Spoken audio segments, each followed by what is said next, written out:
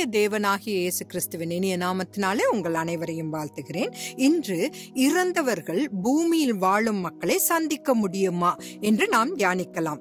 1 Samuel 28வது அதிகாரம் 8வது வசனத்தில் சவுல் வேஷம் மாறி வேறு வஸ்திரம் தரித்துக் கொண்டு அவனும் அவனோடே கூட 2 பேரும் ராத்திரியிலே சூனியக்காரியின் இடத்தில் சென்று, நீ அஞ்சனம் பார்த்து எனக்கு குறி சொல்லி நான் உன்னிடத்தில் சொல்லுகிறவனை எழும்பி வர செய் என்று அந்த பெண்ணிடம் சவுல் வேண்டுகோள் விடுவதை நாம் காணலாம்.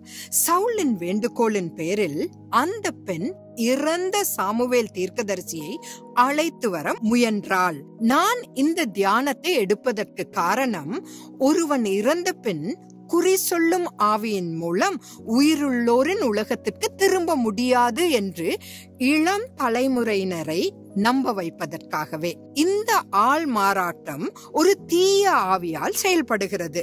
நான் இதை எப்படி சொல்கிறேன் என்றால், லூக்கா 16 லாசரு மற்றும் ஐஸ்வர்யவானின் கதையில் பரலோகத்திற்கும் நரகத்திற்கும் இடையில், அதே போல ஆவிக்குரிய உலகத்திற்கும் இந்த மாம்ச உலகிற்கும் இடையில் எந்த தொடர்பும் இல்லை என்பதை இயேசு கிறிஸ்து நமக்கு கற்றுக் கொடுக்கிறார். அவன் இருந்த வேதனையின் இடத்திற்கு வரவேண்டாம் என்று தனது சகோதரர்களை எச்சரிக்க ஐஸ்வர்யவானின் தரப்பிலிருந்து யாரும் இந்த உலகத்திற்கு திரும்பி செல்ல முடியவில்லை.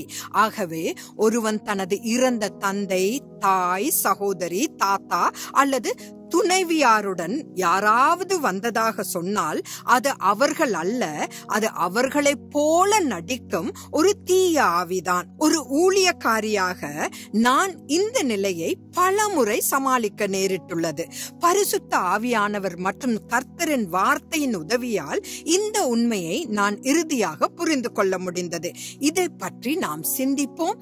தேவ சித்தமாயின் நாளை சந்திப்போம். ஆமேன்.